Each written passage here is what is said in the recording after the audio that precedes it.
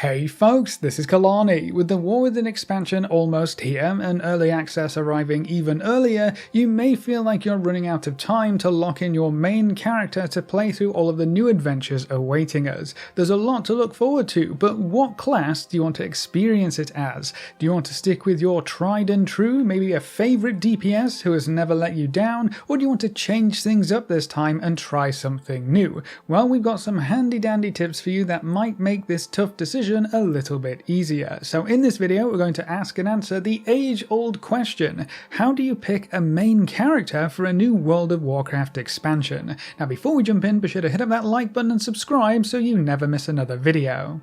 The first big question you're going to need to answer first, or at least try to answer first when looking for a new main for an expansion, is what role do you want to play? Because if you're really interested in tanking, a priest isn't really going to fit the bill. If you really want to heal, a rogue doesn't seem like a very good idea either. Are you okay with your class only having access to one role, or do you want to be able to swap things up now and then? Only being able to DPS does limit you somewhat, so if you want a bit of variety, well, that narrows down your class choice as well. The roles that a class has access to will dictate how your character interacts with the world, and most importantly, how your class and specs play during any type of content, whether that's story and campaign quests, the new solo-friendly delves, the typical endgame group content of dungeons and raids, or whether you want to clash with other players in PvP. There's a huge difference between hopping into any of this content as a DPS versus a healer, and then playing a tank is totally different again. But how far you want to push in this content is very important as well, because queuing for normal or heroic dungeons is very different from trying to push as far as you can in the Mythic Plus system. So your role is the most important factor to narrow down first. But what if you don't really know what role you want to play this time around, or what each role really entails? Well, let's try and figure that out first. Let's go through each role, what they're good at, what their purpose is, and how important each of them are. Hopefully we can narrow this down to something that you're really interested in.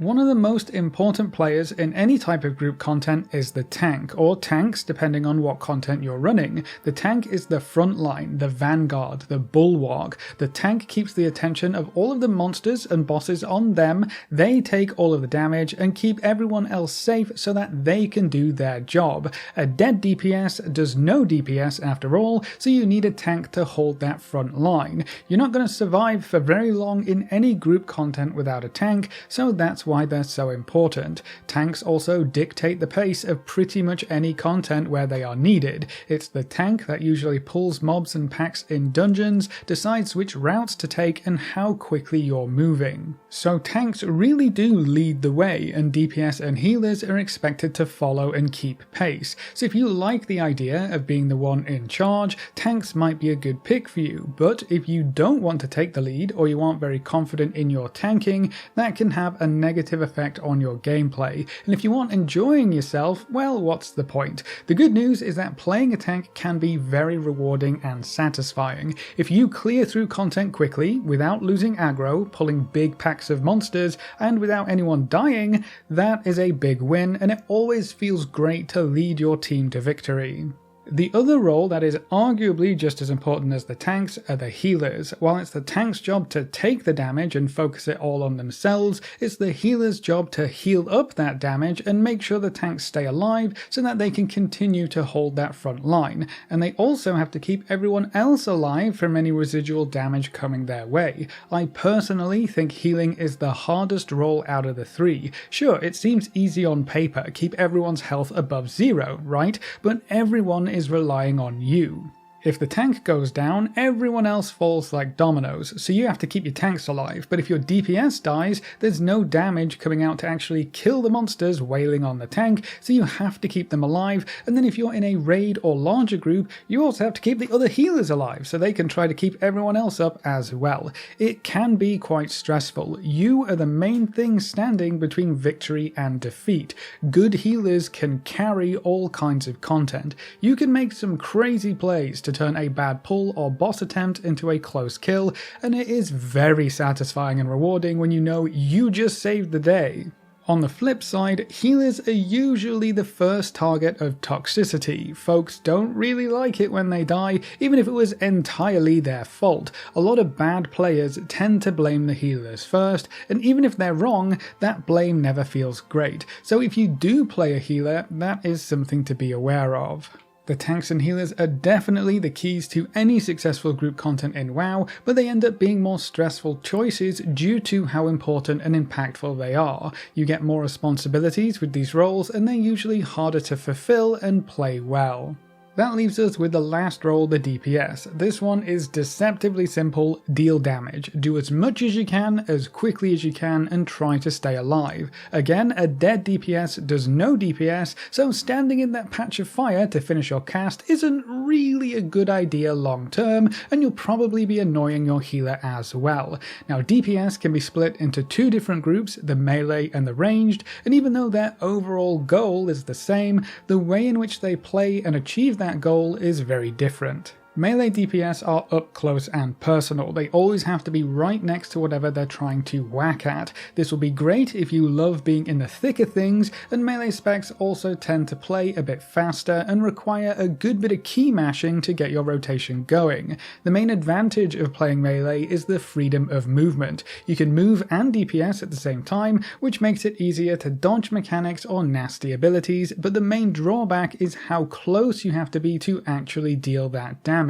Being closer to bosses means you typically have more things to dodge, and the boss can sometimes take up a big portion of your screen, giving you a wonderful view of their backside, but not much else. If a boss ends up against a wall, or really anything else that can interfere with the camera, your camera angles can end up getting very weird as well, so being up close and personal isn't always super ideal.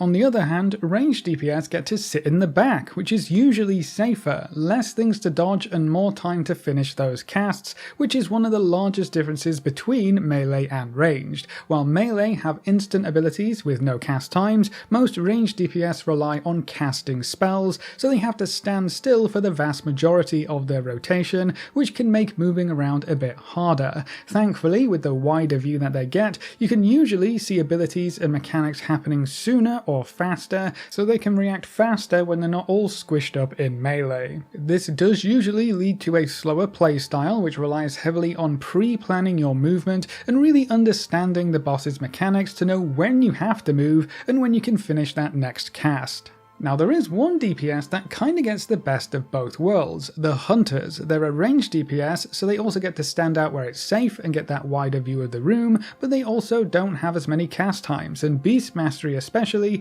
doesn't have any, so they get the best of both worlds. The safety of a ranged DPS and the mobility of melee DPS. This is why I will always say Beast Mastery Hunters specifically are the best class for newer players to pick up. They make it so easy to learn new mechanics and dungeons and raids, and you can keep your damage rolling even while jumping around the room. It also helps that it's a relatively easy spec to pick up and play, so if you're looking for something easy, Hunter could be a good option. So if you want to lead your group to victory, dictate the pace of content, and take aggro on everything in sight, it sounds like you should be playing a tank. If you want to keep everyone alive and carry your group to victory with some well-timed heals, maybe think about playing a healer. And then if you just care about big numbers, well, you should definitely be playing a DPS. If you want to stare at the boss's butt all day, play a melee, and if you want the easy road, you should roll with a ranged. If you absolutely have to have some variance in here, pick a class that can play the roles that you're most interested in. I also want to mention that it's never been easier to try out a new role thanks to the follower dungeon system. Whether you want to try your hand at tanking or see what healing is all about, or just play a different DPS for a change, follower dungeons let you queue into the dungeon experience all by yourself. The rest of your party is made up of NPCs who follow you, or you can set them to lead the way. No time pressures, no nagging players, no one commenting on whether you're playing the correct way. You can learn the role at your own pace and see if it's something you might enjoy. So don't let anything stop you. If you want to learn a new role, go for it. Follower dungeons are the perfect playground to try something new. So with that out of the way, hopefully we've helped you narrow down what role you might want to play, but even then there are so many tanks, so many healers, and even more DPS for you to pick from. How do you even begin to narrow this down further and actually pick a class to play? One of the most important things to me when picking a class to play is the overall theme. If you don't like the idea of being the bad guy and using shadow magic, demons, curses and all that wonderful stuff, then Warlocks probably won't be a good pick for you. If you hate the idea of the Holy Light, you probably won't stick with Paladin or Priest either. Playing something you can really gel with thematically gives you the best chance of longevity in my opinion, and that's what really keeps folks playing certain classes. So if you're looking for a class to really stick with, make sure you enjoy the overall theme that the class or spec represents. Take the tanks for example, they all do the same thing more or less. They hold aggro and try not to die, but they each do that in their own way. The warriors and paladins both use shields, but one is about raw power and strength, and the other relies on the power of the light to defend their allies. Druids are just a hulking bear, shrugging off damage and shredding their foes, while Death Knights tap into runic powers of their blood magic.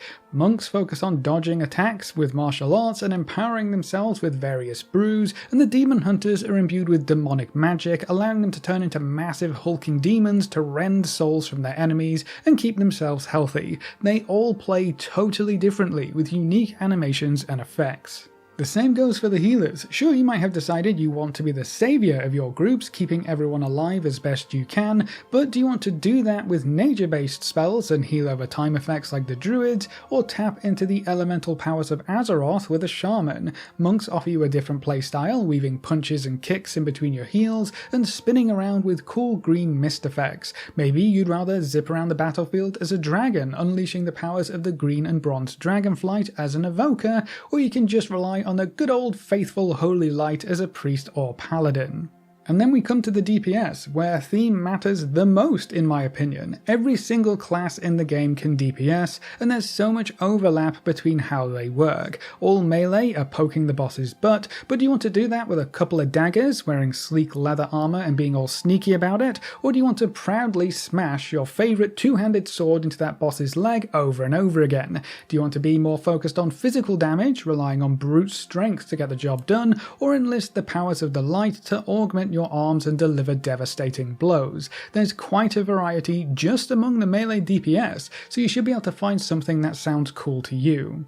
Over on the ranged side of things, quite a lot of them deal damage in similar ways, casting spells. But do you want to be casting fireballs, casting curses, or surrendering to the power of the void to go slightly insane? Each ranged DPS has something unique about how they play, and what kinds of powers they're tapping into to deal damage. So keep that in mind if you're going with a caster. And then you have the hunters, who kind of break that mold, so if you want to play a ranged DPS without being a caster, you do have that option as well.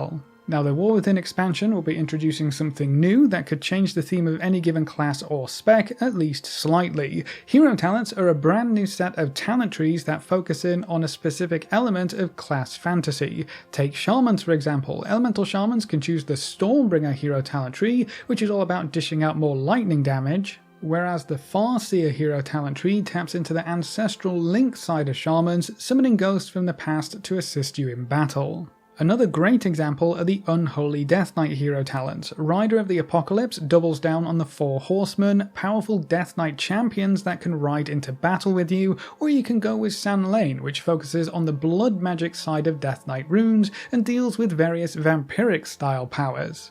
Each spec has access to 2 hero talent trees, and it's important to note that you can freely swap between these hero talents whenever you want, so you definitely aren't locked in here. I just want to highlight how hero talents can influence the theme of a class you may be interested in playing. Another huge factor that comes into play here is armor type and transmog. Cloth gear usually looks very different from leather gear, which is different from mail and plate. If you find a class that you like the look of, and then you absolutely love how the armor looks as well, that sounds like a done deal. Transmog can be a huge part of the game if you like to collect and experiment with appearances, so having another part of the game that you can get excited about just means more fun. Now if you're just looking for the easiest class to play for each role, I can help you out with some suggestions there. If you're looking for an easy tank, I would roll with the Paladins. They have a very easy to understand kit, they have one of the best abilities for pulling monsters in Avengers Shield, and they can hold aggro on everything very easily thanks to their multiple AoE abilities. They also have great defensives and self-heals, so you can help out your healer if they're struggling a bit. Another great reason to pick up Paladin is that their DPS spec is also quite easy to play, which we'll touch on in just a moment. If you want an easy healer, it's got to be Holy Priest. Holy Priests have a very simple to understand set of abilities, and they have good answers to every situation. They have strong single target heals and good AoE heals too, powerful raid cooldowns to help you keep everyone topped off, and they bring some great utility to any group with their buffs and power infusion. It's a well-rounded package that should help you learn healing quite comfortably. And then for the easiest DPS, my answer will always be the same, it's got to be Hunter. Hunters are unique. You have the safety of being a ranged DPS with the mobility of a melee DPS. You also have a pet to tank for you, making them one of the best classes for solo content like questing, or really doing anything in the open world. They're easy to play and they have so many tools to stay alive and avoid taking damage, so they're the best class or DPS to pick if you're new to the game. As a general rule, I do think that ranged DPS are easier to play when compared to melee for the various reasons we mentioned earlier, but if you really want to play a melee DPS instead, I would have to say one of the easiest melees to play is a Rep Paladin. They have a simple builder-spender style gameplay where you build holy power with certain abilities and spend it on Templar's Verdict or Divine Storm, one for single target and the other for AoE. Your single target and AoE rotation also don't change that much, you just talent to let your abilities hit more targets, so you don't have to really learn two different rotations, which is also really nice. They also have so many options to stay alive, so it's going to be a safe pick for newer players as well. But what if you just want to play the strongest class, the best tank or the best healer or the best DPS? You can do that, it's not impossible. There will always be a best class for each role. The problem that you're going to run into is that the answer will change, and it can change quite quickly. Mage might be the best DPS for the start of the expansion, but when the tuning changes start coming through, Warlock could suddenly take the top spot, and then if they're too strong after some of those buffs, they could get nerfed in just a few weeks. So if your goal is to always play the best class and chase that flavor of the month best in show experience, you'll probably just end up swapping classes a lot because the best one will constantly change. That means you're going to end up leveling a whole bunch of alts and gearing them up from scratch whenever the buffs and nerfs come around. If that doesn't sound like a good time, I would revisit the other points in this video and pick a class that really resonates with you and stick with them through buffs and nerfs so you can have fun even if you aren't the best class in any given week. Now curiously, the War Within might actually make swapping characters and chasing the flavor of the month quite a bit easier due to the new Warband system. Warbands make almost every kind of progress account-wide, so you only have to farm renown and reputation once. Your characters share the unlocks and the progression. The same thing goes for things like delves. Your tier unlocks and companion progress is all shared across all of your characters. So even if you do end up swapping characters partway through a season, or swapping characters every 2 weeks, none of that stuff gets reset. You don't have to grind it all out again, so you can swap characters much easier this time, making it easier to chase the flavor of the month if you really want to, but it also makes it easier to just try out multiple classes and specs. Don't feel locked into your choice if you aren't having fun. Try something else, switch it up. You won't lose any meaningful progress, and you can pick up right where you left off. So don't be afraid to try things this time around. Warbands make the whole alt experience so much better. But then I guess this also kind of begs the question, if everything is tied to your account now instead of individual characters, do you really need a main anymore? I guess you'll have to answer that question for yourself. Many things are account-wide, but your gear is not, so if you want to reach those higher tiers of gear and item levels for any given season, focusing on gearing one character at a time will definitely be beneficial. It's all going to come down to you and what kinds of content you enjoy, but one thing is for certain, playing multiple characters is going to be so much easier in the War Within. But what about you? What are you going to focus on when deciding on which characters to play first in the War Within? Is there a class you've already settled on, or are you still struggling to find that one class that really speaks to you? Or will you fully embrace the Warbands feature and play all the characters all of the time? Leave all your thoughts in the comment section below. A big thank you to all our supporters over on Patreon and to all of our members here on YouTube. You can see the names floating by on screen. If you're interested in supporting the channel, you can find the links in the description or click the join button just below the video. If you enjoyed the video or found it useful in any way, make sure to subscribe and ring that notification bell so you're always kept up to date. Thanks for watching folks, good luck and have fun, and as always I will see you next time.